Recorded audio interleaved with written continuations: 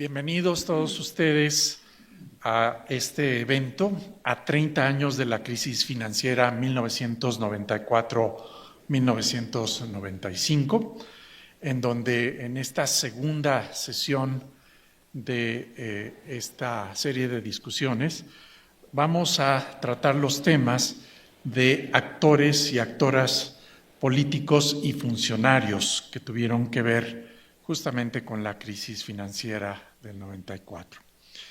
Yo soy Rodolfo de la Torre, su moderador, parte del equipo del Centro de Estudios Espinosa Iglesias. Vamos a tener un evento de 2 horas aproximadamente, en donde los ponentes van a exponer aproximadamente por unos 20 minutos cada uno, y al final de las presentaciones habrá la oportunidad de que haya preguntas y ustedes puedan ampliar lo que quisieran saber respecto a lo que aquí se diga. A mí me da mucho gusto que nos acompañen la doctora Patricia Armendáriz, Javier Guzmán Calafell, y en unos momentos se incorporará con nosotros la senadora Amalia García.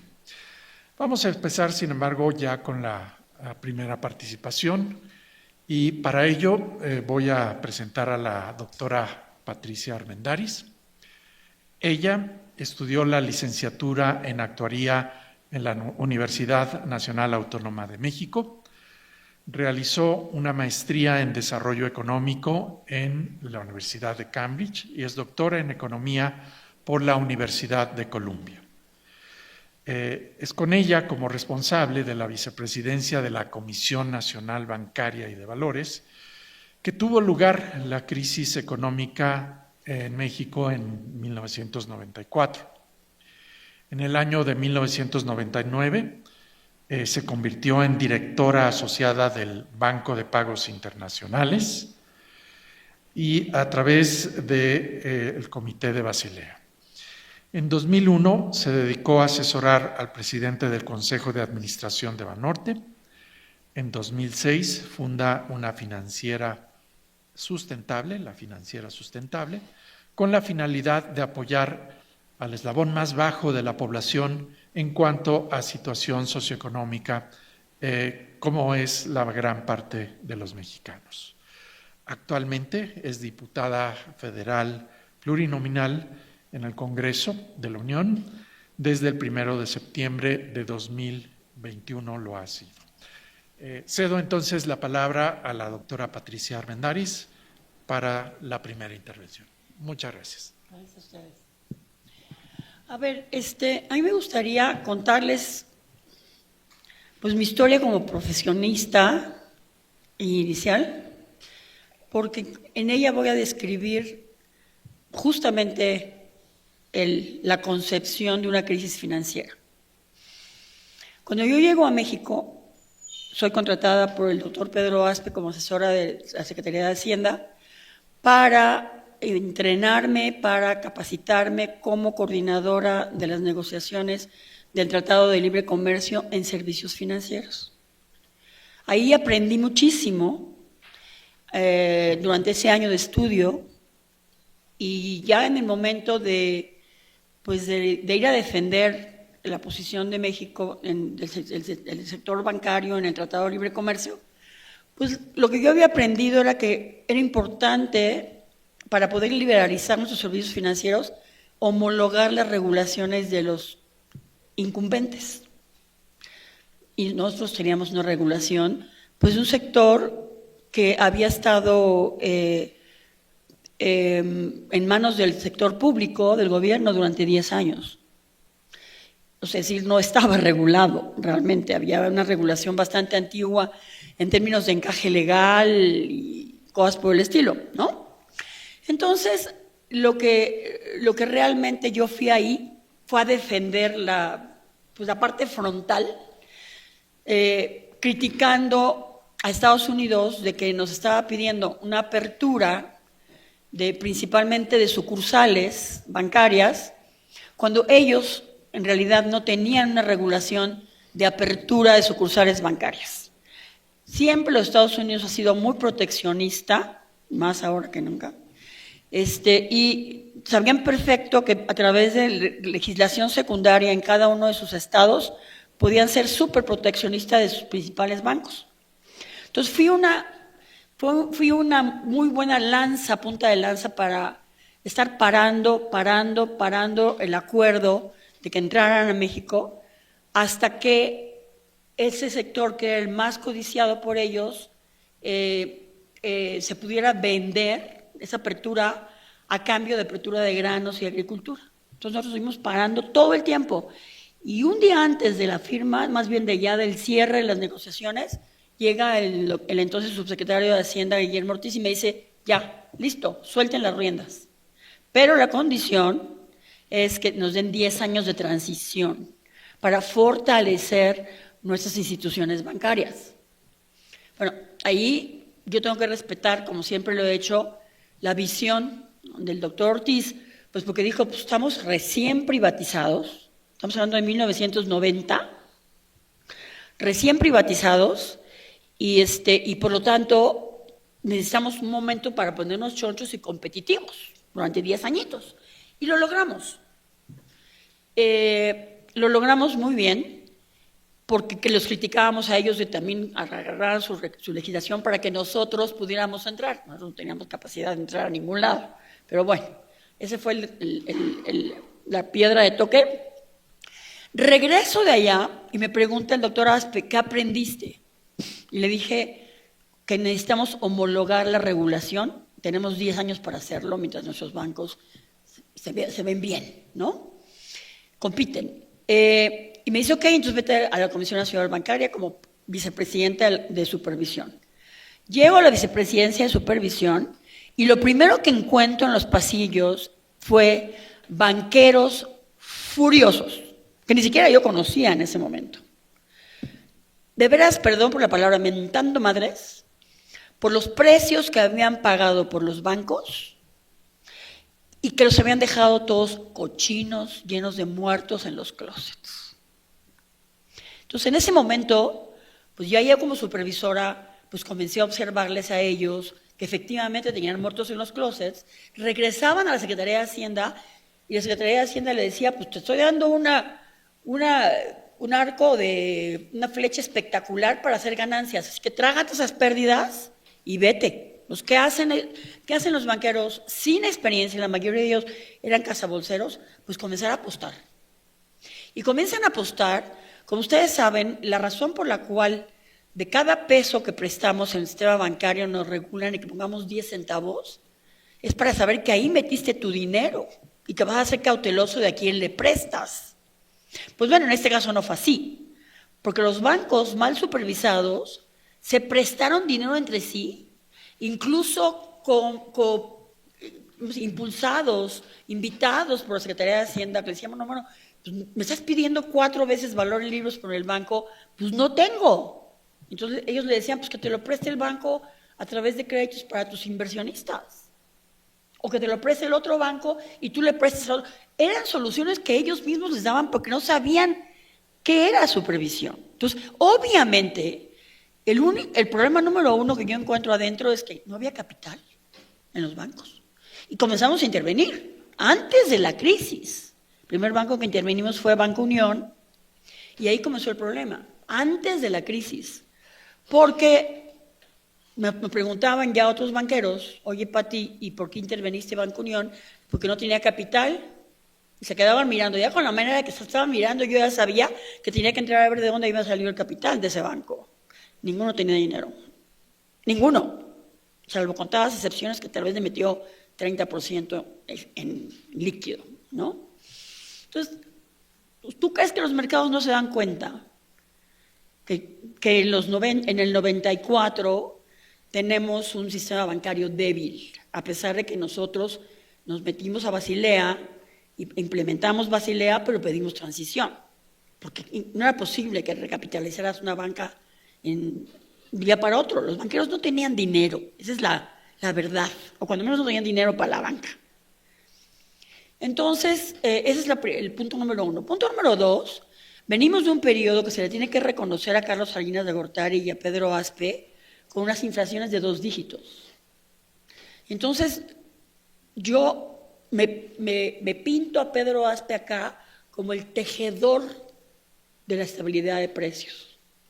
Porque agarraba el precio de tal cosa y lo fijaba para acá, entonces agarraba pactos aquí para que efectivamente este precio no se desatara y luego el de arriba tampoco. Fue verdaderamente una labor titánica la que hizo el doctor Aspe desde que entró como secretario de Hacienda hasta que salió.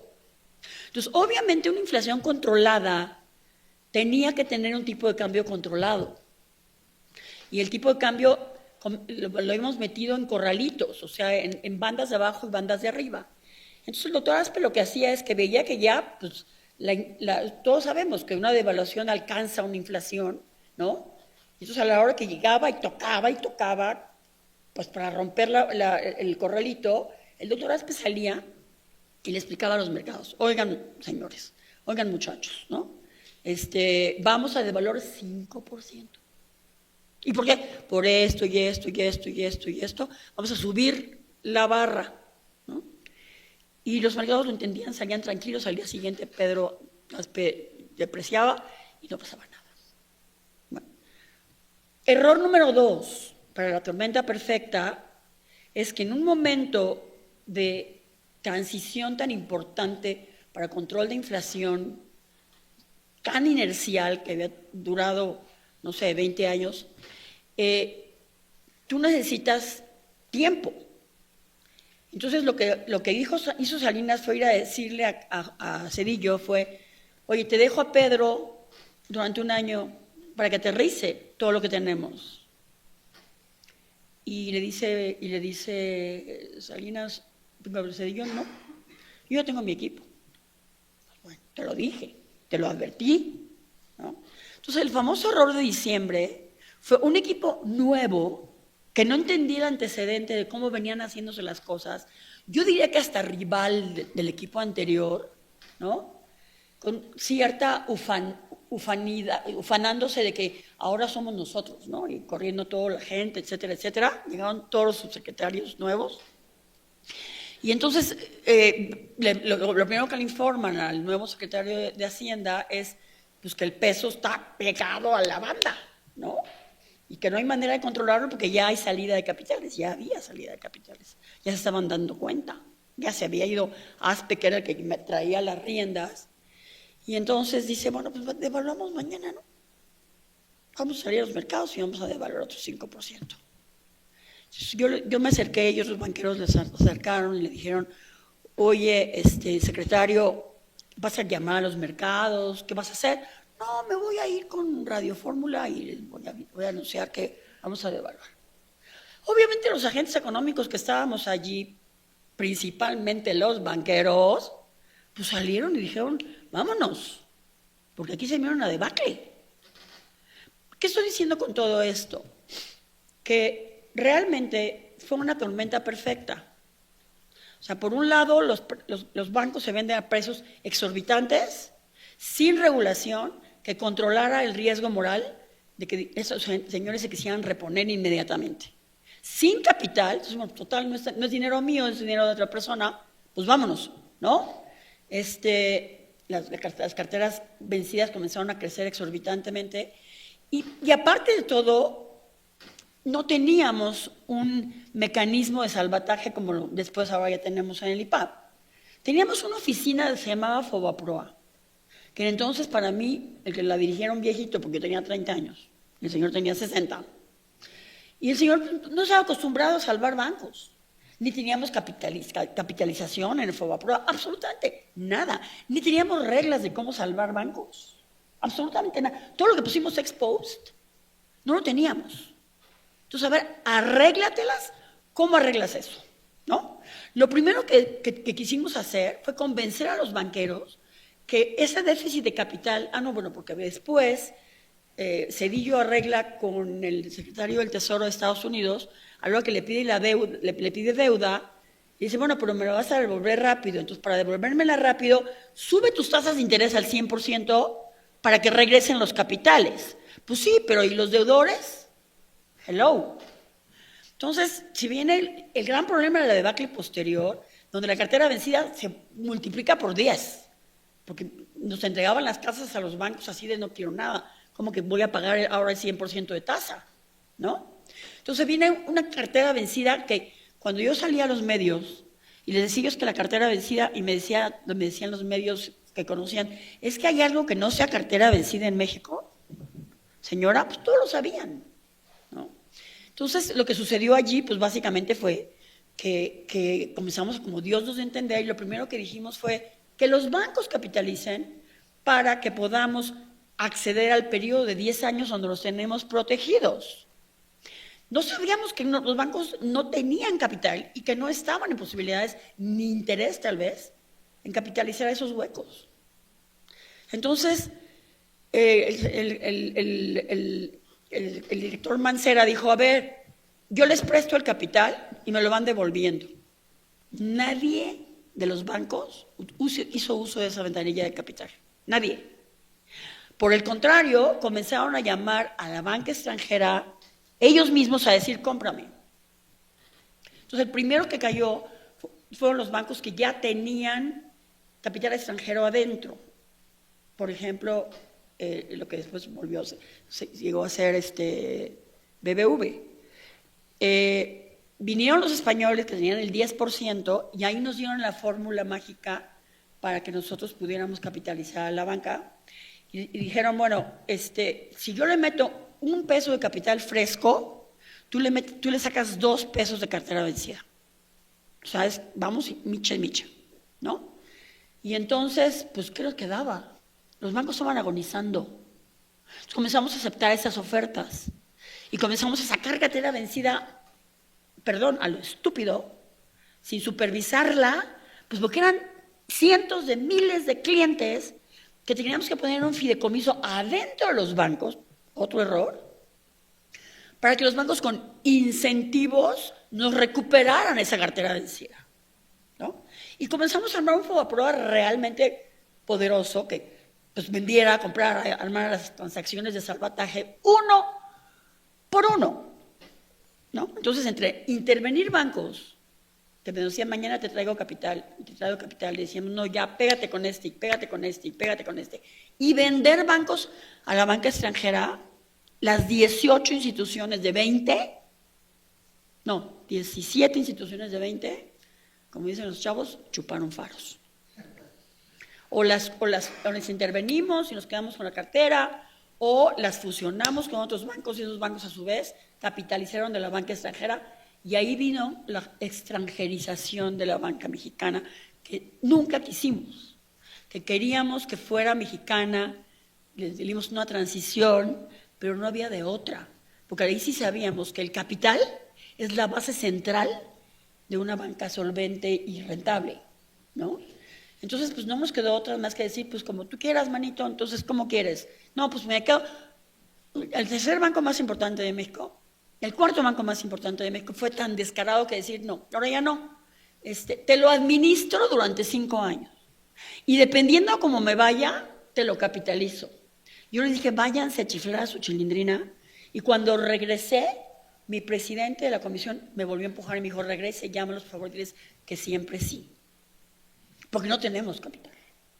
No tenemos otra manera. Y era el cuarto banco del sistema, Inverland.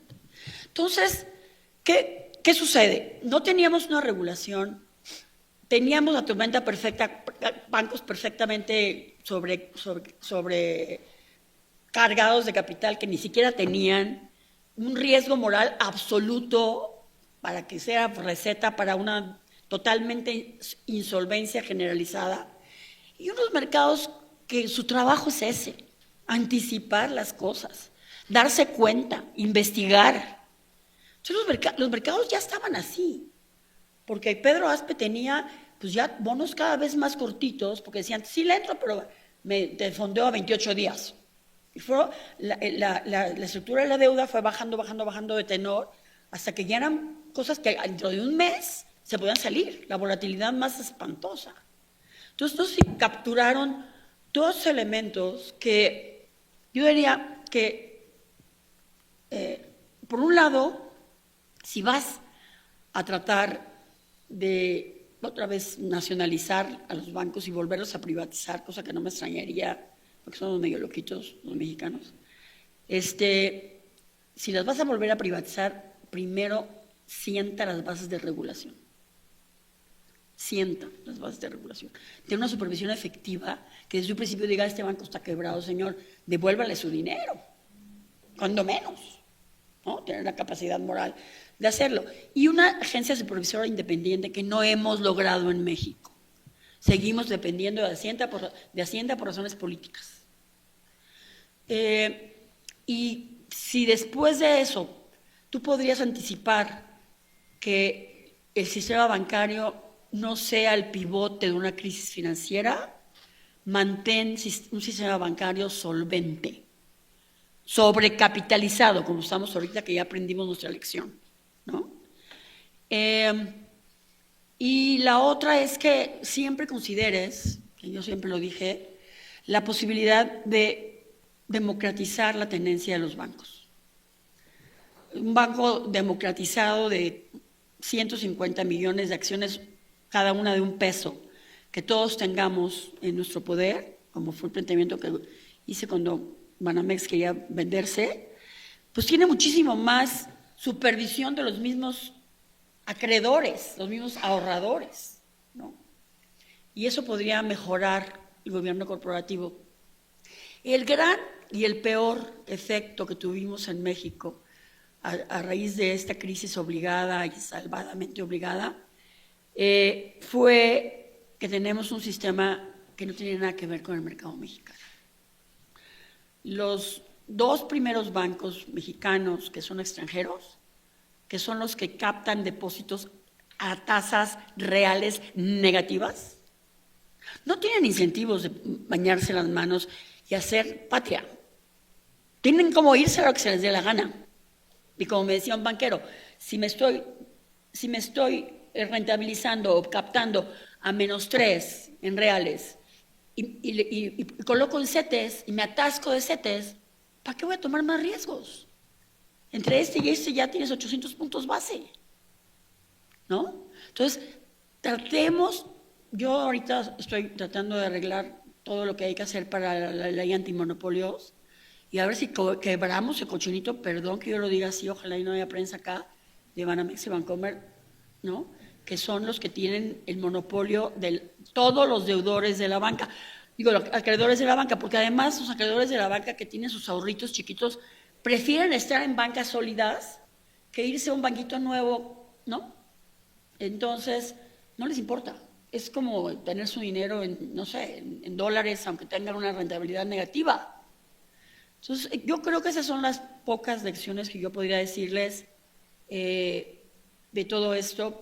Prepara tu sistema bancario con una regulación excelente y antes de, como una prelación para evitar una crisis bancaria. Muchas gracias.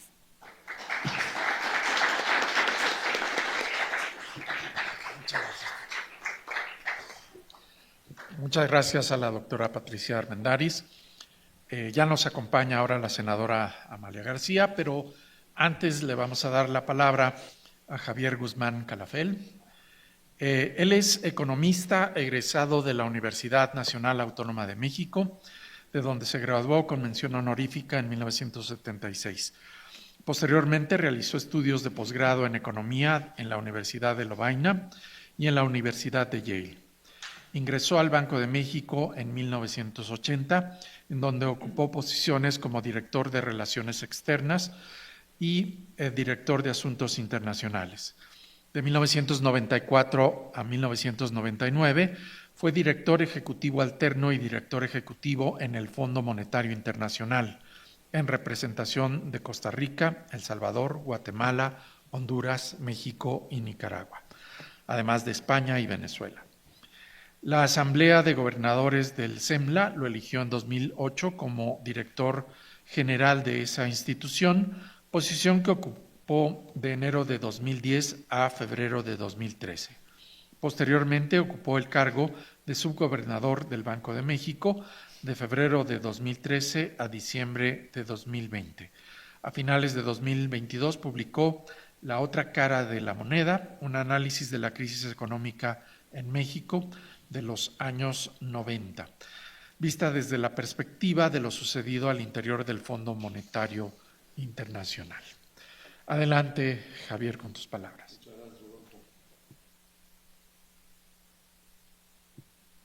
Ya estamos.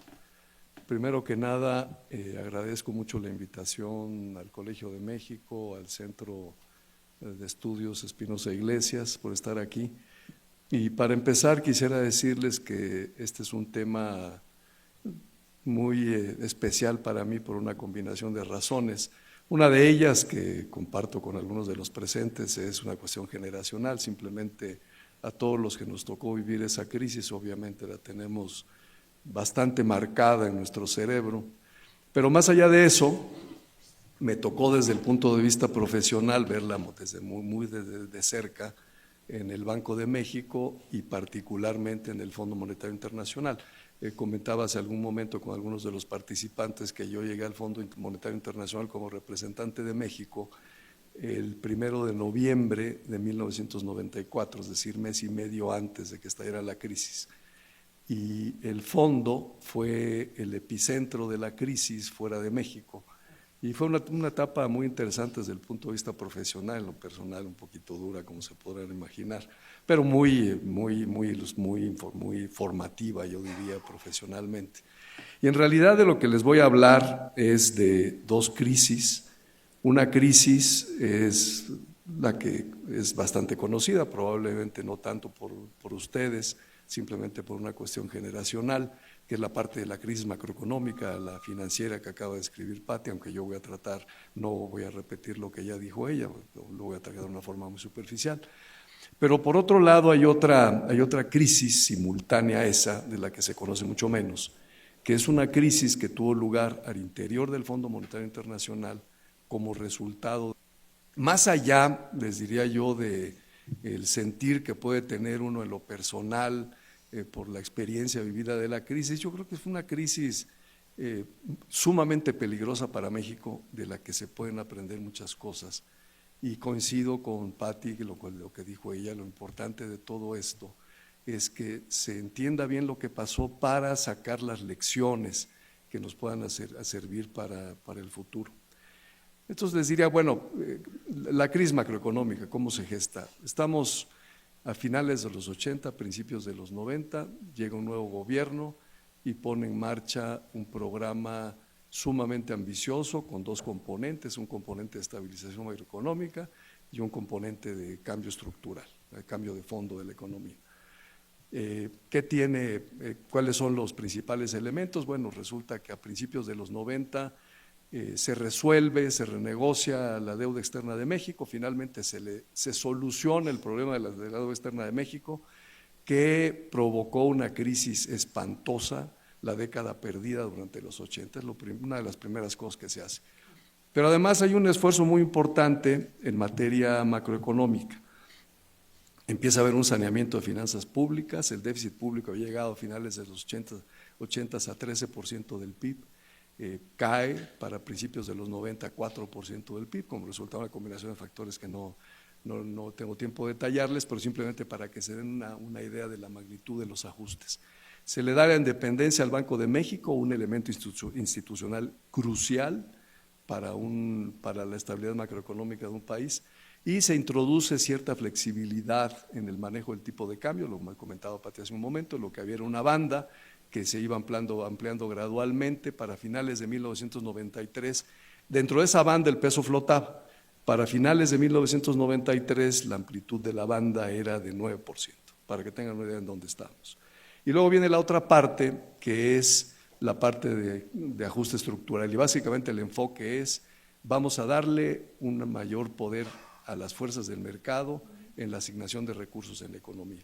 ¿Y qué cosa es lo que vamos a hacer para eso? Bueno, pues una serie de medidas, una privatización agresiva de empresas públicas que incluye la reprivatización de la banca se había nacionalizado en los 80, a principios de los 80, se le regresa al sector privado. Por otra parte, continúa el esfuerzo de liberalización comercial que había iniciado en el sexenio anterior, y esto se complementa con otro elemento institucional muy importante, que es la negociación del Tratado de Libre Comercio de América del Norte. En materia financiera se liberalizan tasas de interés, en ese momento las tasas de interés estaban controladas, el crédito estaba controlado, se liberaliza, y hay un componente que es muy importante por las implicaciones que tiene, y es que se abre la cuenta de capital de la balanza de pagos. En específico, ¿qué quiere decir eso? Se permite la inversión de extranjeros en instrumentos, en valores gubernamentales, básicamente, CETES entre ellos. ¿Cuáles son los resultados de todo esto? Bueno, hay una serie de beneficios evidentes. Probablemente el que resume todo es el crecimiento del PIB per cápita. En esos años el PIB per cápita crece en cifras que ni siquiera nos podemos imaginar hoy en día. Hay un incremento muy fuerte de los ingresos de capital externo a México como resultado de esa apertura de capital. La mayor parte es inversión en cartera, no es tanta inversión extranjera directa, es decir, son flujos de capital volátiles. Hay un crecimiento enorme de las exportaciones, el ritmo de crecimiento anual de las exportaciones, inclusive, y les estoy hablando de exportaciones de manufacturas, supera lo que eran las cifras de los principales exportadores del mundo. Para que se den una idea, en 94 las exportaciones de manufacturas en México estaban creciendo arriba de 20% anual. Por otro lado, otro elemento fundamental que hace mucho tiempo que no vemos en México, la productividad. La productividad crece de manera muy acelerada, a tasas medias anuales más o menos de 7%. Si ven las cifras de largo plazo en México, las últimas, el crecimiento de la productividad total es negativa. Y por otro lado, con todos estos efectos benéficos, en fin, México se convierte en un ejemplo a nivel internacional. Si iban ustedes a una reunión internacional en esa época, de las principales reuniones financieras, siempre ponían de ejemplo a México. En fin. Al mismo tiempo, empezaron a surgir una serie de retos. El primero, hubo un déficit en la cuenta corriente muy elevado. El déficit en la cuenta corriente subió más o menos, fluctuó evidentemente, pero estaba fluctuando alrededor del 7% del PIB. Ese déficit en cuenta corriente, por otro lado, estaba financiado, como comenté antes, por flujos de capital volátiles, por inversión en cartera, no por inversión extranjera directa. Capital que responde de manera muy sensible a determinado tipo de anuncios o preocupaciones. Y por otro lado, el elemento que comentaba Pati antes, que tiene que ver con la banca. El saneamiento de las finanzas públicas, la liberalización de tasas de interés y del crédito, en lo que desembocan es en un crecimiento muy fuerte del crédito de la banca comercial del sector privado. Ese crédito se multiplica como proporción del PIB en más de 4 veces, de 11% a principios de los 90, 45% en 1994, una brutalidad, un incremento brutal del crédito. El problema es lo que señalaba Pati antes, que la supervisión era deficiente. Y además el otro problema que teníamos, que ya lo resaltó también ella, era que con la privatización de la banca se le había dado el manejo de los bancos comerciales a banqueros que no tenían experiencia y algunos que no tenían, yo diría, los elementos reputacionales más sólidos que nos podemos imaginar. Entonces es una combinación que se convierte muy peligrosa. En ese entorno tenemos por un lado una economía que ha saneado una parte de finanzas públicas, que se está haciendo mucho más eficiente, en fin, pero por otro lado tiene una serie de vulnerabilidades, llegamos a 1994. Y en 1994 tenemos una combinación de choques económicos, políticos, internos y externos, que la verdad es que es difícil imaginar que le pueden pasar a un país. Empieza el año con el levantamiento zapatista en enero. En febrero, Estados Unidos, la Reserva Federal, empieza a aumentar las tasas de interés. Las tasas de interés en Estados Unidos suben 2.5 porcentuales a lo largo del año. En tercer lugar, el choque más importante, en marzo asesinan al candidato del PRI a la presidencia de la República, que era básicamente el siguiente presidente de la República, Luis Donaldo Colosio. Esto, para que se den una idea del impacto, le hace perder al Banco de México alrededor de 30% de sus reservas internacionales. O sea, un choque brutal y obviamente además de que manda las tasas de interés al cielo y el tipo de cambio pega dentro de la banda, en fin. Pero ahí no se acaban los temas.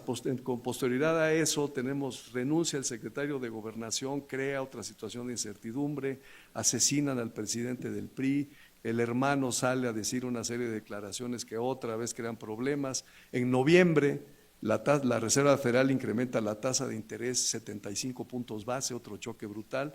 En diciembre se reaviva el movimiento zapatista. Vamos, increíble, uno tras otro, tras otro.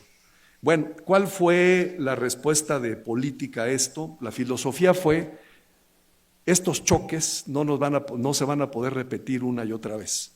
Estos choques son de naturaleza transitoria, por un lado. Por otro lado, tenemos una banca en una situación de fragilidad y por tanto lo mejor que podemos hacer es recurrir a una combinación de instrumentos de política. Entonces vamos a responder en parte con reservas internacionales. El Banco de México va a intervenir en el mercado para mantener al peso dentro de la banda. Como ya dije, bueno, simplemente con el choque de Leonardo Colosio perdimos un montonal de reservas. Vamos a aumentar las tasas de interés, pero no en exceso, porque debemos de tener cuidado, porque esto va a afectar a la banca. Vamos, por otro lado, a utilizar un instrumento, y ese sí de una manera masiva, los tesobonos, que eran instrumentos denominados en dólares, pero pagaderos en pesos. En ese caso el esfuerzo sí es considerable, y el stock de tesobonos pasa de 2,000 millones de dólares en febrero a 30,000 millones de dólares a finales del año.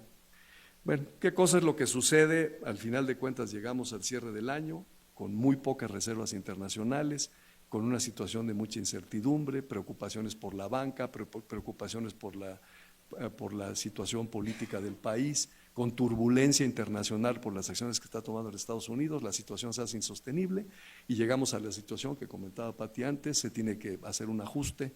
En un principio lo que se acuerda, bueno, para empezar estos ajustes del tipo de cambio se hacían en el marco de un pacto en el que participaba el sector privado, el sector obrero, el sector campesino y el sector público. Ahí se toma la decisión. Originalmente se acuerda dejar flotar al tipo de cambio, finalmente algo sucede y la decisión que se toma es, en lugar de dejar flotar el tipo de cambio, que hay una devaluación de 15% del peso. Nadie cree que eso va a ser sostenible y simplemente la gente sale de la reunión a comprar dólares, a sacar dinero del país, y 2 días después, el 22 de diciembre, lo que se decide es dejar flotar el peso mexicano. Al final de cuentas, lo que tenemos es, en ese momento empieza la crisis, que se extiende al sistema bancario, y entonces tenemos una crisis macroeconómica y una crisis financiera simultáneamente. El peso, para que se den una idea, a lo largo del año, de diciembre de 93 a diciembre de 94, se cae un poquito más de 70%. Si toman la cifra de mayor depreciación del peso en el periodo de la crisis, que el nivel más alto del peso llegó más o menos en abril de 1995, la depreciación del peso fue de 118%, una cosa por el estilo. Imagínense ustedes ahorita una devaluación del peso de 20 a 40 pesos, un poquito más. Un choque tremendo para la economía. Bueno, esto me lleva a la segunda parte, que es la otra crisis, la crisis que se produjo dentro del Fondo Monetario Internacional. En un principio, México no consideraba que había necesidad de pedir apoyo del Fondo Monetario Internacional para resolver la crisis. En ese momento ya Estados Unidos estaba mucho más metido en las discusiones y Estados Unidos era de la misma opinión. En el caso de México había renuencia por una cuestión política. Ir al Fondo Monetario Internacional era como ir a venderle el alma al diablo, así se veía políticamente. Pero por otro lado, no se consideraba necesario, no había conciencia de la gravedad de la crisis. Se pensaba, pues lo que tenemos es una economía solvente. Tomen en cuenta, en 1993, la deuda pública como porciento del PIB no llegaba a 30%. Para que se den una idea, hoy en día tenemos una deuda pública con porciento del PIB de 51%. Pero inclusive después de que había empezado la crisis, en 1995 ya se había devaluado el peso, ya se había caído la economía, ya habían subido brutalmente las tasas de interés. La deuda pública era de 43% del PIB. Es decir, es una economía básicamente solvente desde el punto de vista fiscal, y por otro lado es una economía que ha incrementado su eficiencia de manera brutal, como lo demostraba la forma en que se había comportado la productividad y la evolución de las exportaciones. Entonces se decide en un principio no acudir por ese motivo al Fondo Monetario Internacional. El tema es que a los mercados la solvencia de la economía en el largo plazo y la eficiencia de la economía en el largo plazo les importaba un comino. Lo que ellos veían es, el Banco de México tiene 6,000 millones de dólares de reservas internacionales. Los compromisos de México en moneda extranjera entre tesobonos y los pagos que tiene que hacer directamente en moneda extranjera el país son de 40,000 millones de dólares. No hay ninguna certeza de que México vaya a tener recursos para cumplir con esos pagos. En segundo lugar, nos están mandando la señal de que no quieren ir al Fondo Monetario Internacional. En tercer lugar, nos están tratando de vender un ajuste fiscal que es insuficiente. Entonces, lo que hacen es simplemente la crisis se agudiza y estamos al borde del colapso total. Si un país enfrenta una crisis de liquidez, como en ese momento parecía ser la de México, es un país solvente, pero no tiene dinero para pagar. ¿Qué cosa es lo que tiene que hacer?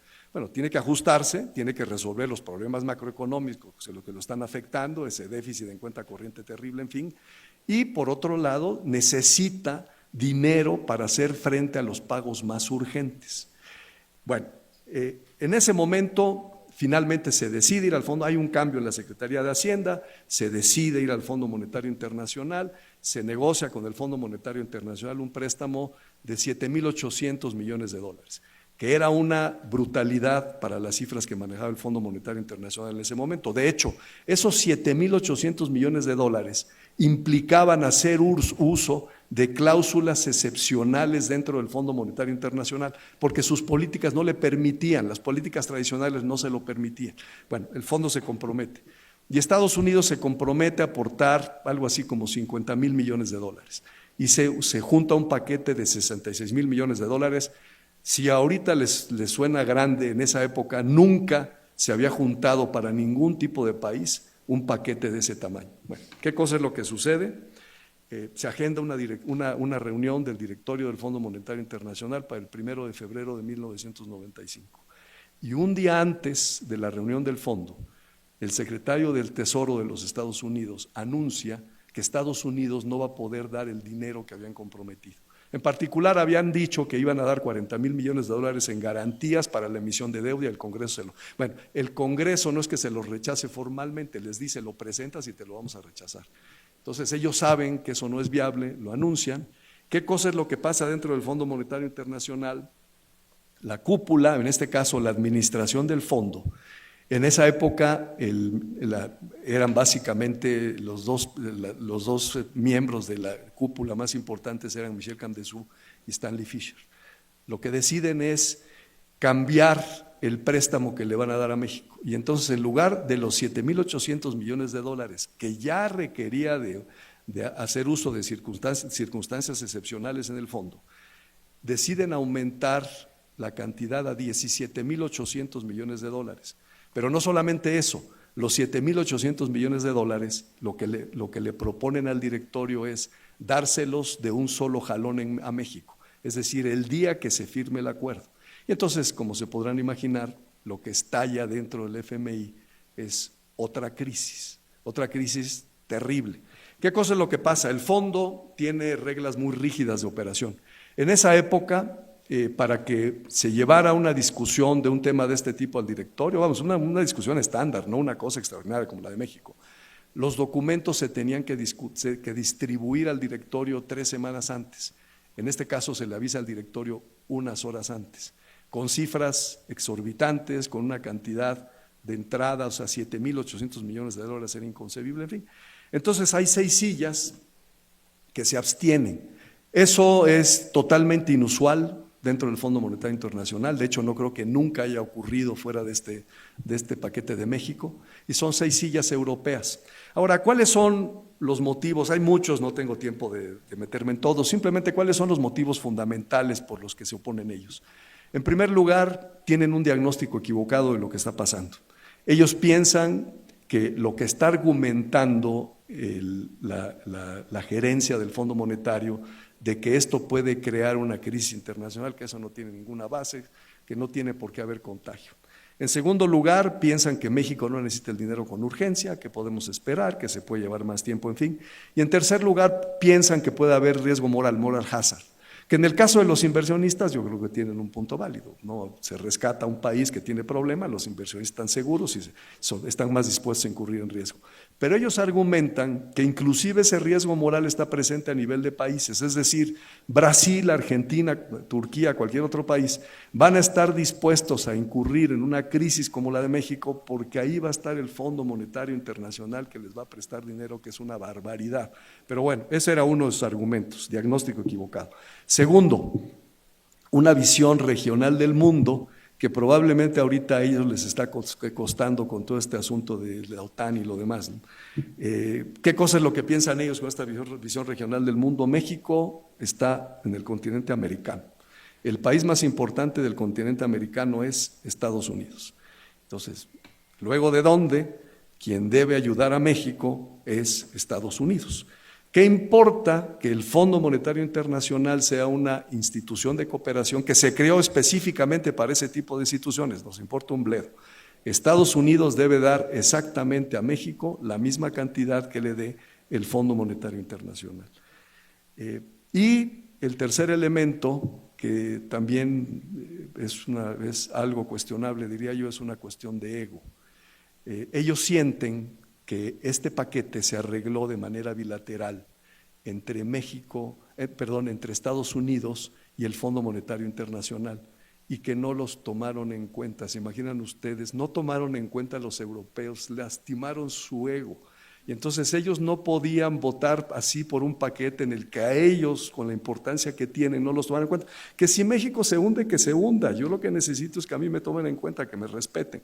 Entonces, yo les diría que las razones de fondo por las que actuaron los europeos de esta manera fue básicamente eso. Dentro de los europeos, aclaro, excluyo España. España comparte la silla con México y obviamente por razones históricas, por razones de que comparte la silla con México en el directorio del fondo, estuvo incondicionalmente apoyando a México. Y el otro país europeo asiático que tampoco votó en contra de México por motivos diferentes fue Rusia. Pero bueno, el resto de Europa básicamente tuvo esta posición. No solamente eso, a raíz de esto, por esa combinación, yo diría en lo que lo más importante fue el ego y su visión regional de cómo opera, de cómo debería operar el mundo, complicaron la vida de México, la relación de México con el fondo durante 2 años y medio, con una serie de pretextos, de argumentos. Ya se había resuelto la crisis y ellos seguían insistiendo, heridos por todo esto que había pasado. Y además el rechazo fue más allá de esto. Cuando se armó el paquete de financiamiento a México, del que les hablaba en un principio, había una parte de $5,000 millones que se iba a negociar o se iba a obtener a través de financiamiento de estos países europeos, a través del G10, a través del Banco de Pagos Internacionales.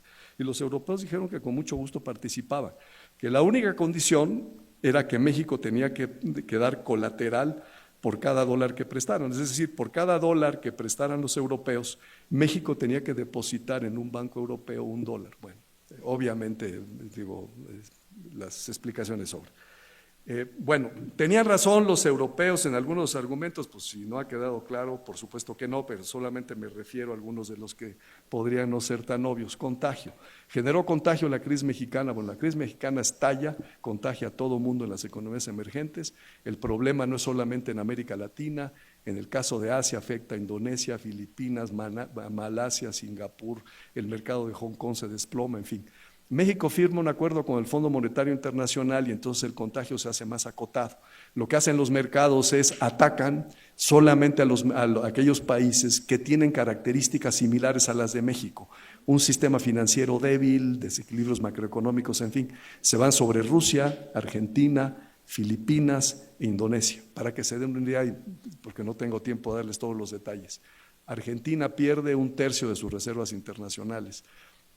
Brasil aumenta las tasas de interés 20-25 puntos porcentuales y tiene que modificar su régimen cambiario para hacerle frente a todo este efecto. Viene un periodo, México al borde de suspensión de pagos y finalmente la mezcla de ajuste y financiamiento empieza a dar resultados. Y los hechos confirman muy pronto que se trata de una crisis de liquidez. México recupera el acceso a los mercados internacionales de capital en abril de 1995, es decir, 4 o 5 meses después de que empezó la crisis. México ya estaba obteniendo recursos en los mercados internacionales de capital de manera voluntaria.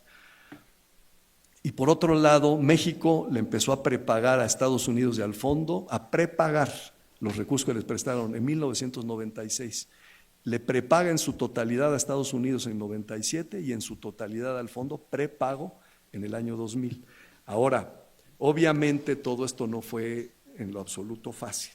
El PIB de México cayó más de 6% en 1995, ya les hablé de la forma en que se comportó el tipo de cambio. La inflación llegó a más de 50% en enero de 1995 y la otra cosa, lo que comentaba Pati antes, el costo fiscal en que se incurrió para evitar una quiebra generalizada de la banca. Siempre es difícil hacer estimaciones de esta naturaleza. Yo les diría, el costo fiscal del apoyo a la banca está estimado más o menos entre 14 a 17% del PIB. Bueno, lecciones. ¿Se aprendieron las lecciones en el caso de México? Yo diría que en general sí. La primera lección, yo creo que a partir de entonces hubo una conciencia mucho mayor en todos los sectores de México sobre la importancia de la estabilidad macroeconómica, la importancia de tener finanzas públicas sanas, una política monetaria prudente, la importancia de tener confianza desde ese punto de vista. En este momento estamos enfrentando retos ahí, yo espero que se solucionen, hay una situación complicada, pero bueno, yo esperaría que se solucionara. En segundo, la importancia de un tipo de cambio flexible. El tipo de cambio, cuando México pasó a un tipo de cambio flexible, fue básicamente un salto al vacío, simplemente no hay de otra, no tenemos fichas con qué defender el tipo de cambio, el Banco de México básicamente no tiene reservas internacionales, tenemos que tratar con esto, y el tipo de cambio flexible ha funcionado de una manera maravillosa. No es perfecto, crea problemas, de repente hay desalineamientos del tipo de cambio, pero no hay una alternativa mejor y yo creo que una gran conciencia en la sociedad de que eso se tiene que mantener. Un sistema financiero sólido. Pati me corregirá, el fortalecimiento del sistema financiero en México empezó a raíz de la crisis de 1994-95. Y desde entonces, y el esfuerzo vino tanto del sector privado como del sector público, la parte de supervisión y la parte que hizo también el sector privado. Desde entonces México, a pesar de todos los choques que hemos tenido, no ha tenido un problema serio en el sector financiero. Es una tarea sumamente complicada, pero hasta ahora, desde ese momento, el sistema financiero ha sido sólido y hay mucha conciencia de esto. La otra cosa, la transparencia. México no era particularmente transparente en 1994. Me estoy refiriendo específicamente a cifras económicas financieras. Es difícil argumentar que ese fue el motivo de la crisis, como algunos hicieron, pero lo que es cierto es que se necesitaba mucho más transparencia y yo creo que hoy en día hay conciencia. Y yo creo que hoy en día México cumple criterios de transparencia, yo diría dentro de la punta de las economías emergentes. La otra cosa, la relación con el Fondo Monetario Internacional, hoy en día es mucho más madura. En esa época era un conflicto político, había ataques políticos. El gobierno está negociando con el Fondo Monetario Internacional y lo que eso quiere decir es que el Fondo Monetario Internacional está dictando las políticas de México. Por otro lado, dentro del mismo gobierno había renuencia a ir con el fondo, en fin. No sé si ustedes están enterados, a lo mejor sí. México tiene una línea de crédito flexible con el Fondo Monetario Internacional, hoy en día está alrededor de $40,000 millones. La cifra ha cambiado, pero esa línea de crédito se negoció desde 2009 y México la ha tenido permanentemente desde entonces. ¿Ustedes han oído algún ataque político al gobierno porque tiene la línea de crédito? ¿O han venido gobiernos de una orientación o de otra y todos la han mantenido? Todo el mundo la ve bien, es decir, la relación con el Fondo Monetario Internacional es totalmente diferente, en una línea, por otro lado, que nos protege, no solamente desde el punto de vista de la cantidad considerable de recursos que está a nuestra disposición si lo necesitamos, sino porque además, si nosotros nos viéramos obligados a dejar la línea de crédito porque las exigencias del Fondo Monetario Internacional no se cumplen, eso tendría un costo muy elevado para México. Es decir, es una especie de candado que existe sobre la política económica mexicana. ¿Hay algún pendiente? Bueno, por supuesto que hay muchos pendientes. El principal que yo les diría, la tasa de crecimiento económico en México. Yo creo que esa lección nos ha aprendido. El crecimiento económico en los 90s era mucho mejor que hoy en día, pero era insuficiente. De todas formas, yo creo que hay algo que aprender de los 90s en términos de crecimiento económico para las administraciones más recientes. En el caso del Fondo Monetario Internacional, ¿se aprendieron las lecciones? Yo les diría, en términos de resolución de crisis, definitivamente que sí. A raíz de la crisis mexicana, el fondo modificó de manera radical muchas de las facilidades que tiene para atender crisis en mercados emergentes y muchas de las políticas que tiene. La resolución de crisis mejoró considerablemente. Muchas de las políticas que se crearon a raíz de la crisis mexicana están vigentes. ¿En dónde está el problema principal del fondo? Yo les diría en dos áreas. Una, el fondo tiene como una de sus principales responsabilidades prever crisis. No pudo prever la crisis mexicana, como tampoco pudieron muchos, ¿no? Prever la crisis mexicana. El problema es que la crisis asiática, que vino en 1997, poco después de la crisis mexicana, tuvo muchos de los ingredientes de México y el fondo tampoco la pudo anticipar. Y la peor de todas, la crisis financiera global. Los mismos problemas que se observaron en México, pero de manera mucho más grave, estuvieron presentes en la crisis europea y el fondo tampoco los pudo prever. Entonces ahí hay un pendiente. Y la otra parte es la cantidad de recursos que tiene el fondo. Lo que ha pasado, ¿qué es lo que pasa con la cuestión de cooperación internacional? Es que las cosas se calman y la gente se olvida de que hay necesidad de cooperación internacional. En este caso en específico me refiero a la cantidad de recursos que debe de tener el Fondo Monetario Internacional para ayudar a las economías en problemas. Hay urgencia cuando ven que un país está en crisis, cuando hay riesgos para la economía mundial. Se acaba la urgencia, nadie quiere cooperar. Y no quieren cooperar porque de esa cooperación depende el poder de voto dentro del fondo y nadie quiere perder poder de voto. Esa es la realidad. Bueno. La otra cosa que sale de lección de la crisis mexicana es la cooperación internacional es sumamente importante, pero también es sumamente frágil, como lo demuestra la actitud que tuvieron las economías europeas ante la crisis en México. Mi último comentario, ¿cómo se compara la crisis de México y la crisis de COVID, guerra en Ucrania? Bueno, si ustedes comparan la crisis del 94 con esas crisis, y toman como indicador, resumen, el PIB per cápita, lo que van a ver es que la crisis en la que se recupera más rápidamente el nivel de PIB per cápita precrisis es precisamente la crisis de los 90. Segundo comentario que les haría, fortaleciendo esto también, véanlo simplemente sexenio por sexenio, desde 1900, no pongo los 80s porque los 80s fue un desastre, todo cayó, fue una década perdida, pero pongan desde los 90s hasta la fecha y dividan sexenio por sexenio. Con todo y la contracción de la economía en 1994, el crecimiento medio anual del PIB per cápita en México en ese sexenio fue de 1.7% anual. Hoy en día no podemos ni soñar con ese tipo de cifras. Con eso lo dejo, muchas gracias. Muchas gracias, Javier. Y me da mucho gusto presentar a la senadora Amalia García, mujer de izquierda, feminista, comprometida con las causas de la democracia y la libertad, pionera en las luchas por erradicar la violencia contra las mujeres, sus derechos y la paridad de género en cargos de representación política. Ha sido fundadora y dirigente nacional del Partido de la Revolución Democrática.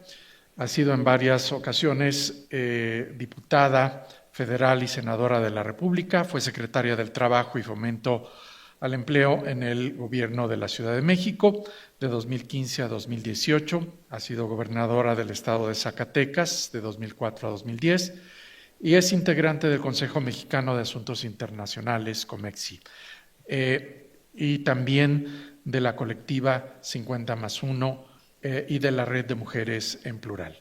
Actualmente es senadora de la República por el partido Movimiento Ciudadano. Adelante, senadora. Perdón. Gracias. Muy amable. Me siento realmente tomando nota absolutamente de todo lo que se ha dicho aquí. Es una sesión espléndida, sobre todo porque estamos ante personas expertas que en el ámbito económico y financiero no solamente tienen la visión académica, sino han sido partícipes muy activos. de Patti, me parece que hizo una exposición además desde adentro, como se dice, igual que Javier Guzmán, desde las entrañas del monstruo, y entonces han hecho intervenciones con apreciaciones muy ricas que nos permiten conocer más de cerca lo que sucedió. Incluso les puedo decir, yo que participo, como aquí se mencionó, en el ámbito público desde hace muchos años, no tengo la visión que ellos han vivido, porque han estado en ámbitos de decisiones muy cercanos a la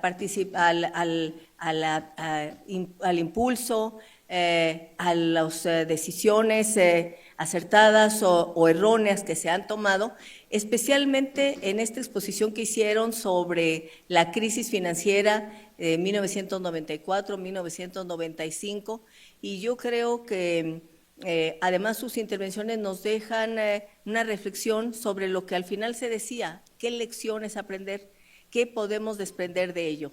Yo venía cuando me invitaron a esta parte del seminario que decía Mesa 2, actoras y actores políticos y funcionarios, con una intervención más bien del contexto político. Ellos han hecho intervenciones del ámbito económico y financiero, insisto, espléndidas, muy, muy importantes.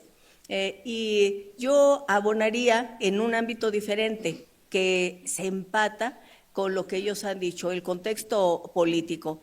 ¿En qué situación estaba México en este final de sexenio de Carlos Salinas de Gortari? En un momento en el cual el gobierno, especialmente el partido que estaba en el poder, ya no tenía las condiciones de tomar decisiones como lo había hecho en el pasado, porque a partir de 1988 se había generado una presencia opositora muy importante en el país. Y entonces, ¿qué es lo que requería el gobierno de la República, Carlos Salinas de Gortari? Tomar decisiones muy audaces para poder consolidar el poder político. ¿Cuáles fueron algunas de esas decisiones? Una que me parece que fue muy importante fue la determinación de impulsar un gran acuerdo económico con los Estados Unidos.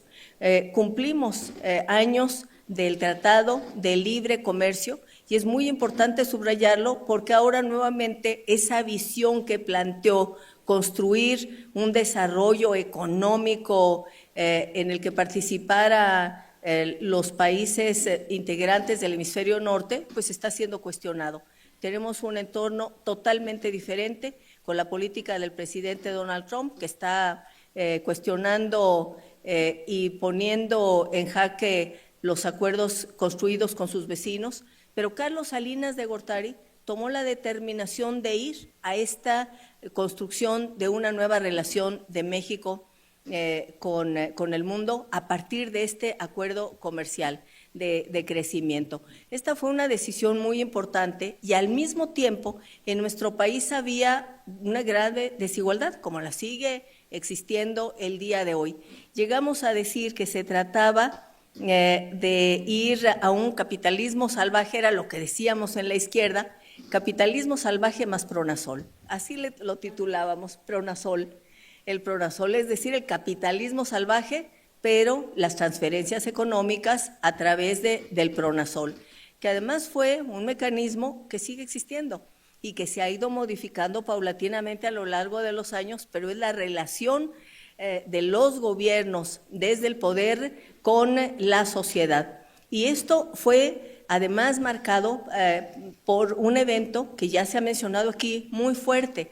La desigualdad en México existía. La frase que decía Carlos Salinas de Gortari, que se puso en boga en esa época, era: México con el Tratado de Libre Comercio va al primer mundo. Y bueno, una buena parte de los mexicanos y mexicanas sentían un enorme entusiasmo porque decían, por fin, vamos al primer mundo. Pero aparece el movimiento zapatista.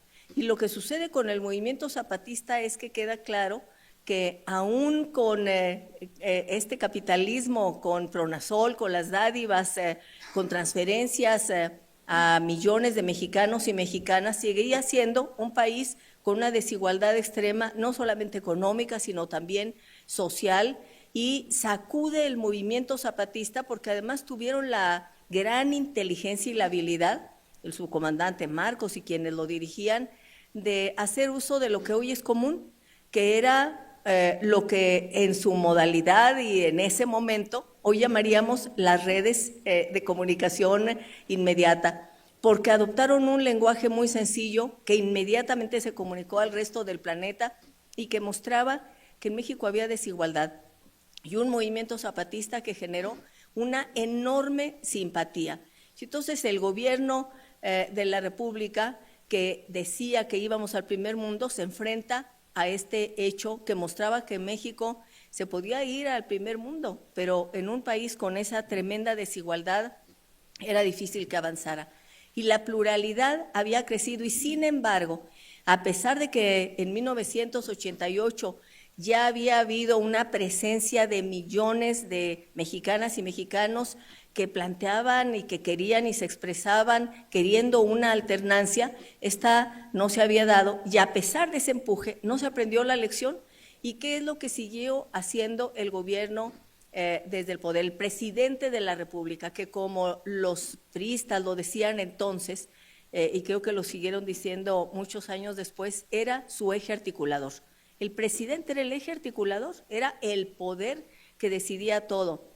Siguieron tomando decisiones centralizadas por el presidente de la República y el lenguaje cotidiano que se utilizaba políticamente era el lenguaje que mostraba lo que eran esas formas de hacer política.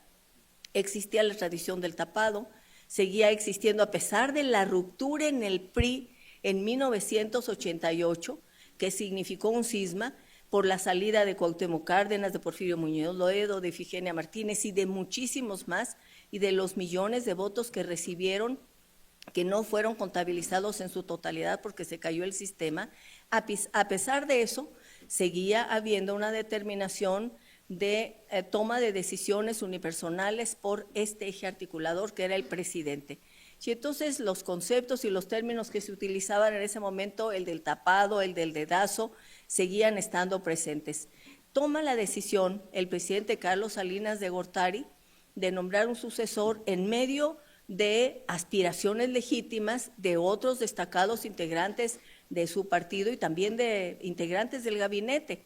Se mencionaba a Pedro Aspe como un posible candidato a la presidencia, estaba Manuel Camacho Solís, secretario de Hacienda Pedro Aspe, a Manuel Camacho Solís, que era el regente, así se llamaba. Aquí hay muchos jóvenes y lo saben, son estudiosos, pero era el gobernante de la Ciudad de México, era el regente de la Ciudad de México, que en el diccionario regente es el que gobierna a nombre de los menores de edad. Bueno, a eso era lo que existía, era el regente y aspiraba también a ser el candidato elegido.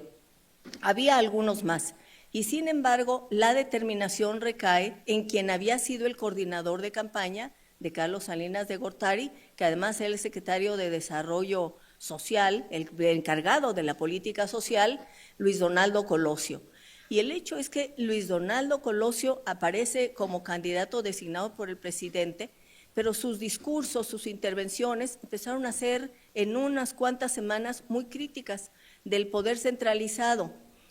Y aunque nunca creo sabremos exactamente lo que sucedió, después de un discurso en el Monumento a la Revolución muy emotivo, con un gran contenido cercano a la crítica que estaba desde hacía unos cuantos años en el país, de crítica al poder absoluto del presidente, Luis Donaldo Colosio hace esa intervención y unos cuantos días después, el 23 de marzo, es asesinado en Lomas Taurinas.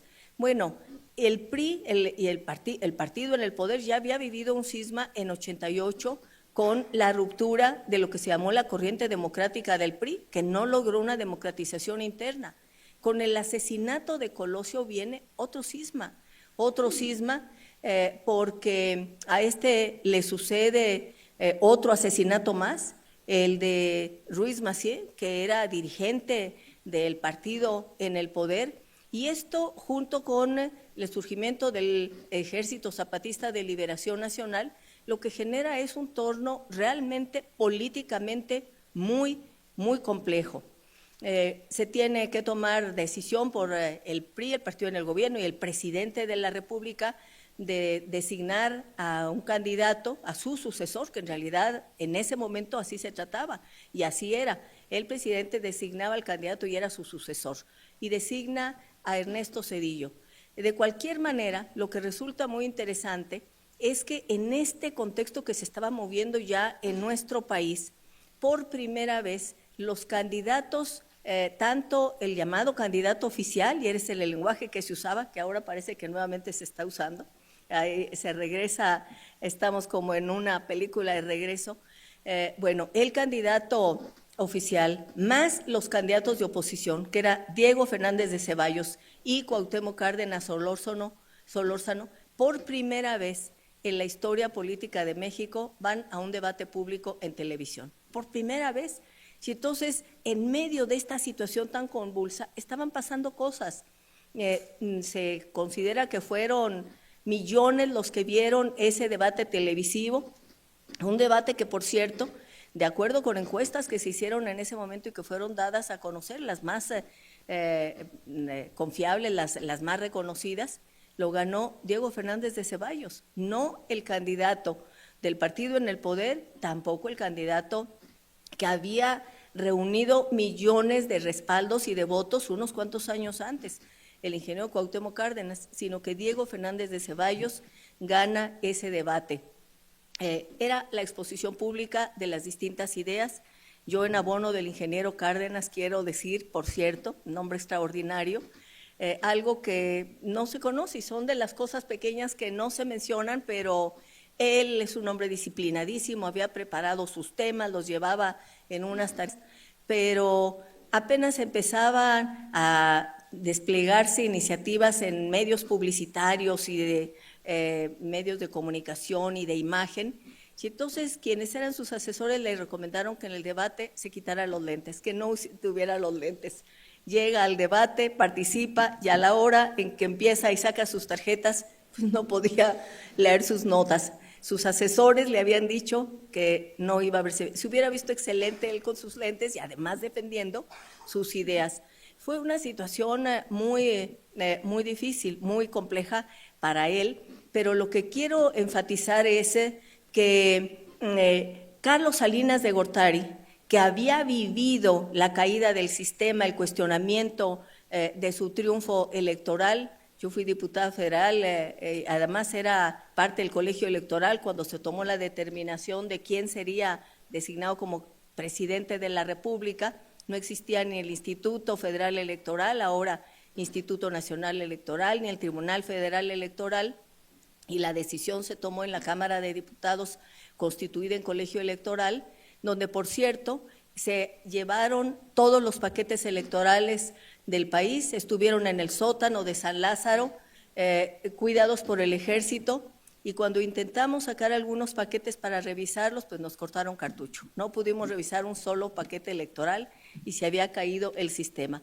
Carlos Salinas de Gortari fue presidente de la República, y en ese contexto, aquí se ha hablado de los efectos graves de los déficits que tenía, económicos que tenía el gobierno, sí, el déficit fiscal, el déficit comercial, el déficit de gasto corriente. Y aunque aquí están los expertos, la experta, el experto, pero también puede uno suponer que una parte de todo este recurso estaba siendo utilizado en las campañas. Una parte iba a las campañas, y entonces, ¿por qué moderar la acción del Estado en una elección en donde lo que se intentaba era garantizar el triunfo del candidato del partido en el poder? Y este déficit que hizo Carlos Salinas de Gortari, desde el punto de vista de varios, no tomó ninguna decisión para moderarlo, porque venían las elecciones y requería ganar. Y efectivamente ganó. Las cifras que hay son, el PRI gana, o Ernesto Zedillo gana con el 48.6% de los votos, tampoco arrasó, ya no eran los momentos en que arrasaba, como había sido en el pasado. Cuauhtémoc Cárdenas obtuvo el 16% de los votos y Diego Fernández de Ceballos el 25.9%. Es decir, sin medidas en materia económica para controlar el déficit, lo que hace Carlos Salinas de Gortari es echar la carne al asador para volver a ganar, porque requería volver a ganar. Y entonces esto genera un efecto tremendo al final de su gobierno. El debate continúa, creo yo, porque todavía me parece que hace el año pasado, el debate público de la opinión de Carlos Salinas de Gortari de lo que pasó al final de su gobierno y el inicio del gobierno de Ernesto Zedillo, y Ernesto Zedillo dando su propia opinión, no lo esclarecen. Los expertos que estuvieron adentro nos dirán exactamente qué pasó, creo que son los que nos pueden decir, pero lo que se llamó el error de diciembre, porque había este tremendo déficit, tanto fiscal como comercial como de gasto corriente, bueno, genera y produce una explosión. No solamente para México, aquí ya lo han relatado, los efectos que tuvo en otras partes del mundo, especialmente en Latinoamérica. A eso se le llamó el efecto tequila, es decir, hubo un contagio. Y el Fondo Monetario Internacional, como se ha dicho aquí, y el gobierno de Estados Unidos tuvieron que tomar medidas. Y esto impactó positivamente para que Zedillo pudiera salir adelante. Las decisiones del Fondo Monetario Internacional fueron fundamentales, y al mismo tiempo que esto se dio y que se pudo reconducir al país, el control del partido en el poder ya no volvió a ser el mismo. En las elecciones intermedias que se llevaron a cabo después de esta elección presidencial, el PRI ya no tuvo una mayoría en la Cámara de Diputados, y entonces esto permitió algo que, aunque no está vinculado directamente a las decisiones económicas, me parece muy importante por el contexto. La primer gran reforma integral, reforma política en nuestro país. Entonces, el haber vivido esto genera una reforma política en un ambiente de gran descontento social, porque como se ha dicho aquí, la banca que había sido nacionalizada y luego regresa a la privatización, con esta crisis que vivió, bueno, pues generó una situación muy grave para la población. Hoy lo conocemos y lo hemos conocido y seguiremos conociéndolo durante los siguientes años porque sigue la deuda con el FOBAPROA. Es decir, aparece el respaldo a la banca, pero en condiciones muy onerosas y muy fuertes para la ciudadanía, para la población.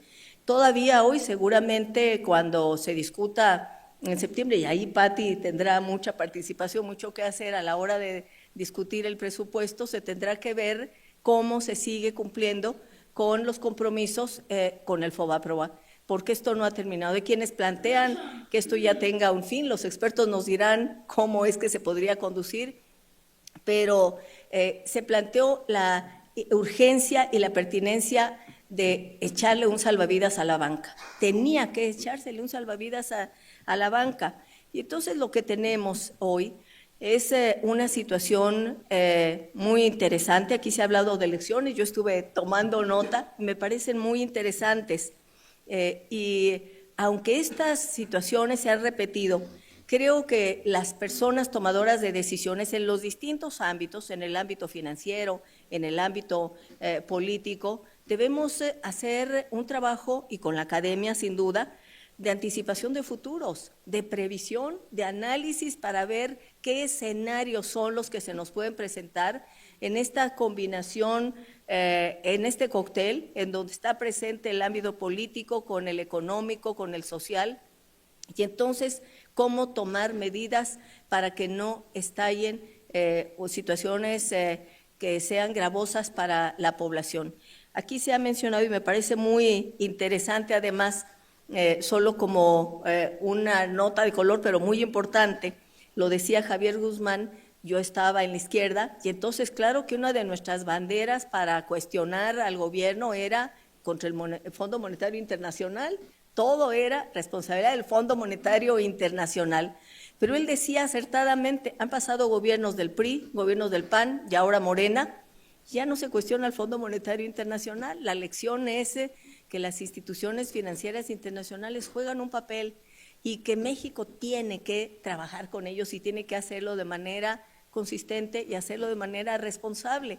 El actual gobierno también trata con las instituciones financieras, con los organismos internacionales financieros, y ya no se acusa de que haya capitalismo salvaje más Pronasol, sino que ahora es otro el lenguaje, pero finalmente sigue existiendo una relación con estos organismos. El Banco de México, efectivamente, una de las grandes decisiones que se tomaron fue la independencia del Banco de México, que creo que es una de las decisiones más importantes que debemos además respaldar y sostener, porque hay tantos cambios últimamente que esperemos que a nadie se le ocurra en ningún momento, y no creo que esté en la agenda, pero dar marcha atrás en eso. Y son de las acciones que se han tomado, las decisiones muy importantes, en medio de decisiones de política que generaban debate, pero me parece muy importante. Y las otras lecciones, el de mantener el control del déficit fiscal, el tipo de cambio, un sistema financiero sólido, en fin, esta mesa es muy importante porque nos permite revisar lo que sucedió en el pasado y lo que podría estar sucediendo en el presente y en el futuro, y prever, insisto, tomar medidas para prever escenarios futuros. Muchas gracias.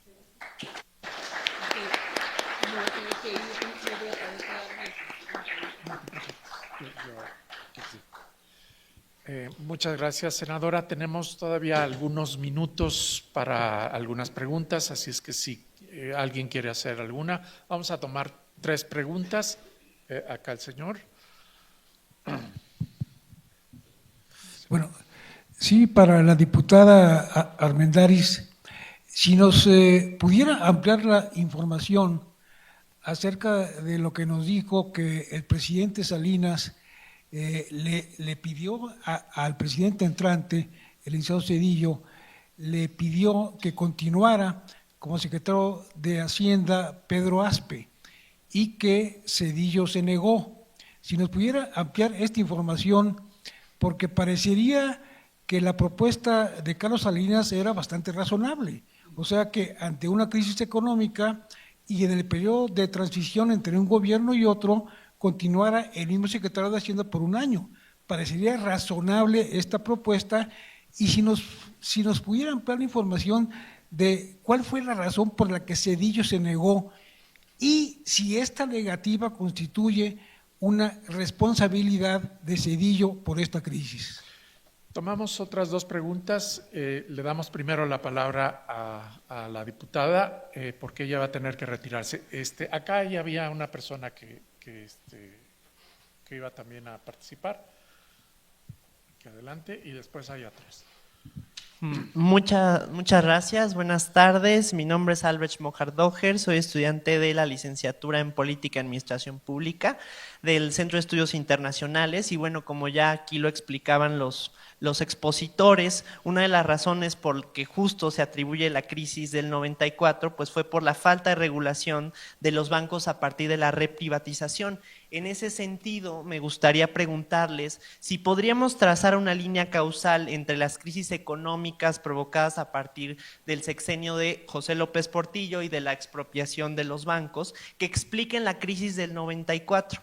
Y otra de las preguntas que tengo por otro lado es si la crisis del 94 se explica más por los factores estructurales o por la irresponsabilidad de la clase política del régimen posrevolucionario. Muchas gracias. Gracias. Vamos a una última pregunta en esta ronda. Gracias por las excelentes exposiciones, a pesar de haber escrito un libro de eso, se aprende muchísimo, sobre todo de gente que ha estado en la cancha. Una pregunta y un comentario, ¿no? La pregunta es, se ha hablado mucho de México, pero se ha hablado poco del papel agravante de los especuladores, al grado de que el peso se volvió un negocio, y el baht en Tailandia, y luego el real y no sé qué tanto, ¿no? Entonces, el papel de agravarlos, quizá por falta de tiempo no se mencionó, Javier Guzmán lo mencionó un poquito, ¿no? Pero el papel de los especuladores en agravar, el peso definitivamente se volvió un negocio a los ojos de los extranjeros. Y un comentario, si alguien pudiera relacionar, así como dice aquí el estudiante, a las crisis del pasado, ¿no? Crisis keynesianas o crisis del propio México, ¿no? Con la de López Portillo, que es de otro tipo, ¿no? La crisis de la defensa aquella y todo esto, ¿no? Y con la crisis grandota la global, ¿no? Que en los Estados Unidos decían, bueno, nosotros esas crisis son de tercer mundo, ¿no? Y les cayó a ellos también. Muchas gracias, muchas gracias. Voy a contestar la primera pregunta y las demás se las voy a dejar a mis compañeros, me voy a tener que ir. Si tienen algunas preguntas adicionales para mí, por favor, mándenmelas a redes y se las prometo que se las contesto. Yo no puedo pensar en términos económicos para responder tu pregunta. Lo que sucedía, y creo que sigue sucediendo, y la senadora nos puede decir pues, su experiencia en pasado, porque tiene muchísima al respecto, es el problema de los egos en el gabinete. Había una lucha frontal entre Zedillo y Aspe. Frontal. Serra era un poquito más tranquilo, pero la lucha estaba muy fuerte entre los dos, en la parte de quién opinaba más y quién tenía más influencia sobre el presidente. No creo que Zedillo hubiera querido ser presidente o aspiraba a ir a ser presidente, como las posibilidades le daban mucho más a Pedro Aspe. O sea, a Zedillo le cayó la manzana adentro, o sea, a la hora del asesinato de Colosio. Pero antes, el que pintaba más dentro del gabinete era Pedro Aspe. Entonces, yo creo que una especie como de autosuficiencia de decir, ¿sabes qué? No te necesito, nunca te he necesitado y hemos sido enemigos todo este tiempo. Fue un cuento de para mí una imprudencia muy severa en no pensar en el país y pensar en la persona, porque así fue la transición. Sacaron a todo el mundo en Hacienda, metieron una bola de muchachitos que no tenían ninguna experiencia y ahí las consecuencias. Yo sí avalo muchísimo que el error de diciembre viene por una falta de disciplina por el país del señor Zedillo, por supuesto. Y me voy a tener que ir, por favor, no quiero interrumpir las respuestas, pero les insisto, cualquier pregunta que tengan, soy muy contestona en redes, así que se las puedo contestar. Muchas gracias. Muchas gracias a la diputada Patricia Armendáriz.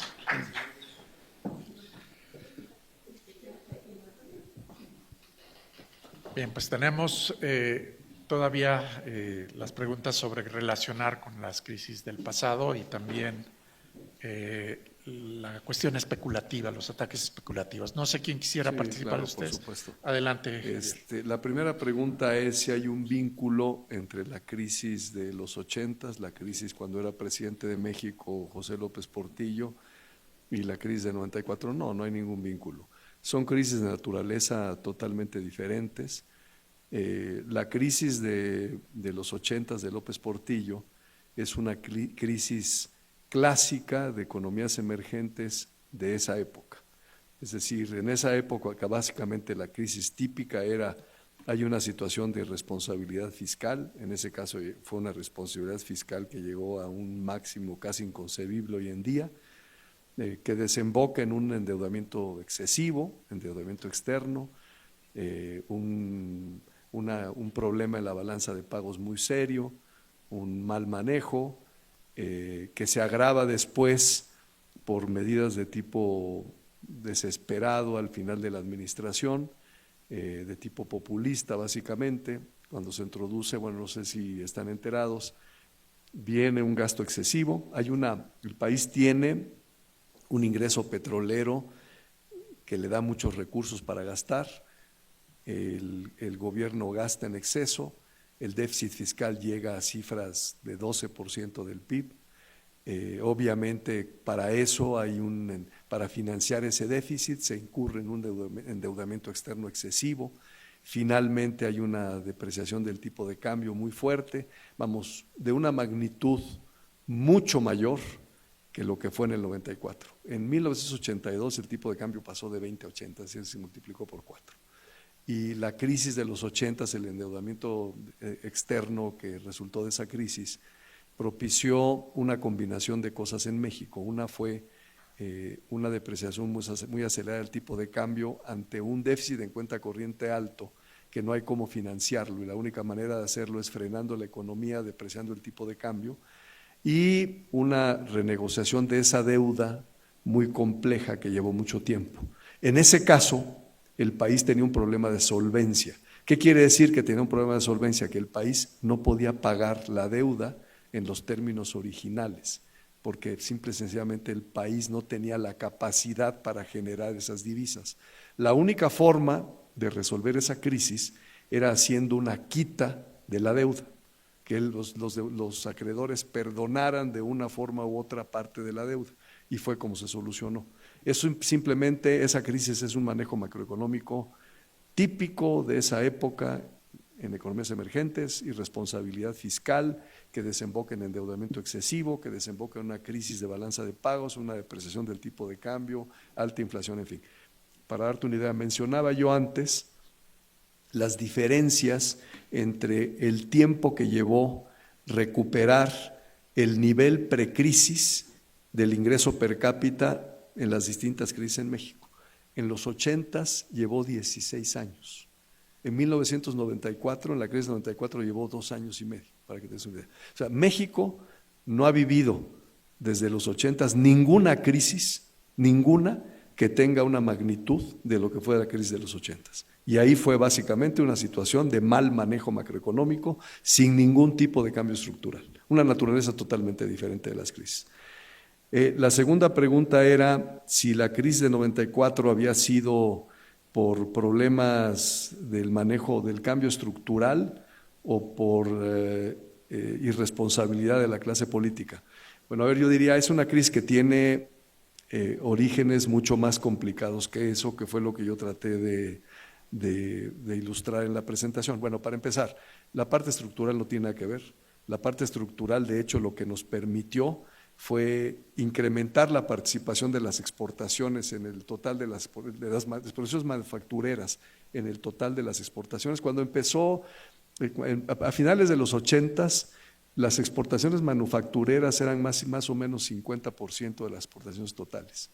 Para 1994 la proporción era de 70 y tantos %. Mencionaba yo antes que además se había incrementado impresionantemente la eficiencia de la economía, en fin. Entonces el enfoque estructural, ese no fue un problema. Más bien el problema fue que como parte de esos esfuerzos se generaron desequilibrios macroeconómicos que no se resolvieron a tiempo. Y ahí hay varias etapas. Por ejemplo, yo diría uno de los problemas principales fue México tiene un ingreso de capital de 7% del PIB. Si tu país tiene un ingreso de capital de 7% del PIB, lo que estás haciendo, ese país está teniendo un incremento considerable en su capacidad de importación. Y básicamente eso tiene dos resultados. Uno es, ¿se va a importaciones y por tanto a balanza de pagos o se va a las reservas internacionales? Entonces, un país que tiene un ingreso de capitales de 7% del PIB normalmente va a venir acompañado de un incremento muy fuerte del déficit de la cuenta corriente. Ese ingreso de capitales se origina por una apertura de la cuenta de capital, mencionaba yo antes, en donde se permite a los extranjeros tener acceso al mercado mexicano. Es un momento en que hay mucha liquidez internacional, los capitales están fluyendo a las economías emergentes, pero en México el atractivo de las medidas que se estaban tomando, combinado con esa apertura de la cuenta de capital, lo hace más acentuado. Te genera una vulnerabilidad y por otro lado se hace en un momento en que la supervisión bancaria es frágil. Entonces te genera dos vulnerabilidades al mismo tiempo, un déficit en la cuenta corriente elevado y una fragilidad en tu sistema bancario. Y luego puedes mencionar otra serie de cosas, ¿no? Puedes decir, bueno, pues habría sido mejor tener un tipo de cambio flexible. Pues sí, habría sido mejor tener un tipo de cambio flexible. En ese momento, los tipos de cambios flexibles no eran generalizados y mucho menos en economías emergentes. De hecho, yo no recuerdo qué economía emergente en los 90 ya funcionaba con un tipo de cambio totalmente flexible, ¿no? Digo, visto ex post, pues es fácil decir, ¿no? Pues eso habría ayudado, sí, por supuesto, habría ayudado mucho. Hay otra parte y es en 1994, lo comentaba, hubo un relajamiento de la política fiscal. En situaciones de vulnerabilidad, pues también es cuestionable, ¿no?, hacerlo. Ahora, también hay que tomar en cuenta, era una lectura que no era, una lectura de la situación que no era tan obvia. A ver, yo te diría, yo mencionaba antes en la presentación, el Fondo Monetario Internacional no previó la crisis, pero Estados Unidos, que le dio un seguimiento especial a la economía mexicana en esa época, le dio un seguimiento especial por dos motivos. El primero está siempre permanente y es que somos socios muy importantes de ellos y no quieren tener su frontera incendiada. Pero el segundo motivo fue que ese año se firmó de manera paralela al Tratado de Libre Comercio la parte financiera del Acuerdo de América del Norte, que implicó la disponibilidad para México de $6,000 millones entre el Tesoro y la Reserva Federal. Entonces, para Estados Unidos era especialmente importante darle seguimiento a la economía mexicana. Estados Unidos, la mayor parte del año, estuvo de acuerdo en que no había mayor problema en México. Ya en diciembre empezaron a preocuparse. Sí hubo gente que advirtió, pero fueron muy pocos. Es decir, lo que quiero decir es que era una lectura difícil. Y el otro elemento de la crisis, hay que tomar en cuenta la serie de choques que pasaron en 94, ¿no? Es decir, son choques que se tienen que manejar con extremo cuidado. Y bueno, pues hay una parte ahí de responsabilidad interna de cómo enfrentar los choques y hay otra parte de mala suerte, ¿no?, de que se te repite un choque y otro tras otro a lo largo del año. Entonces, no es tan fácil como decir la culpa es de uno o del otro. Hay una combinación de elementos que se conjugaron para determinar la crisis. Luego, la siguiente pregunta fue de los especuladores, el peso se ha convertido en un negocio. No me quedó claro si la pregunta se refería a la etapa de los 90 o a la etapa actual, pero bueno, la de los 90, bueno. De hecho, en realidad el peso en sí fue un mal negocio, ¿no?, porque pues, el peso se depreció de manera considerable en los 90, como mencionaba yo antes, lo que fueron las cifras. Especuladores siempre hay, es una constante con la que tiene que lidiar cualquier gobierno. Hay también una línea delgada entre lo que son especuladores y lo que es simple una reacción natural de una persona que tiene una exposición en moneda extranjera y que decide deshacerse de ella. Esa persona está especulando, simplemente está defendiendo pues lo que o está defendiendo lo que es su patrimonio, ¿no?, o está defendiendo lo que son sus inversiones. De hecho, probablemente, ustedes lo comenté yo.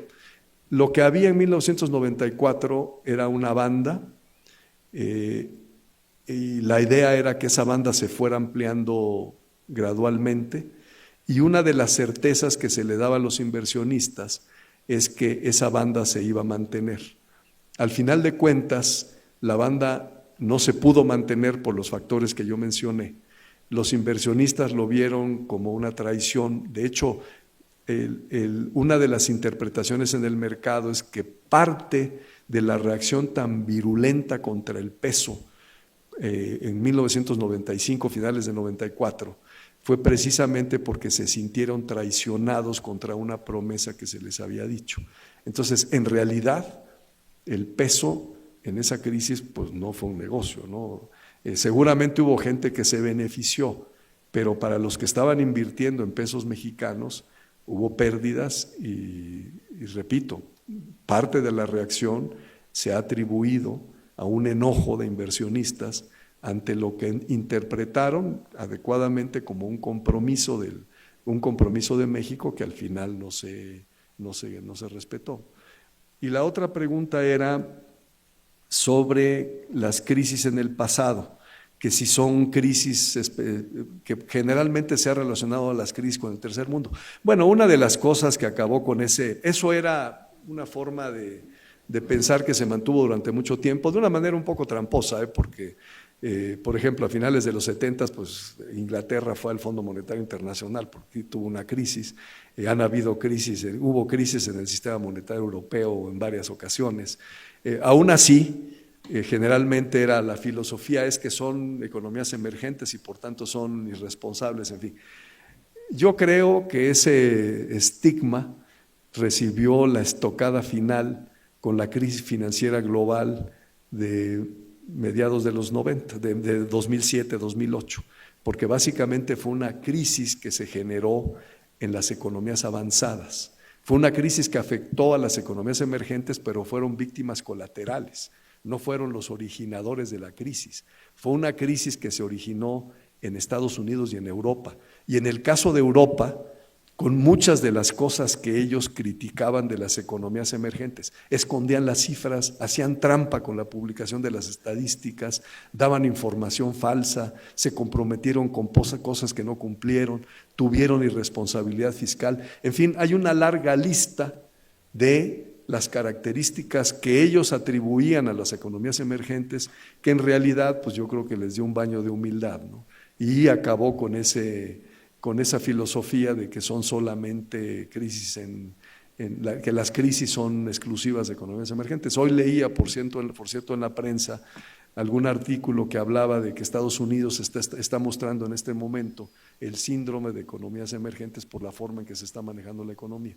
Yo creo que hoy en día es mucho menos extendido el argumento de que las crisis son de economías emergentes. Y de hecho, sería una mentira total argumentar eso a la luz de lo que pasó en la crisis financiera global de 2007-2008. Muchas gracias. Y antes de darle la palabra a la senadora García. Muy bien. Bueno, pues entonces no me queda más que anunciarles que la próxima serie de presentaciones, la tercera mesa sobre este ciclo, será el 23 de abril y les recuerdo que hay un pequeño brindis al terminar este evento. Por la puerta de aquí a la izquierda pueden acceder. Perdón, por el otro lado, acá Raimundo Campos nos va a guiar. Muchas gracias por su atención, muchas gracias por su presencia. Muy buenas noches.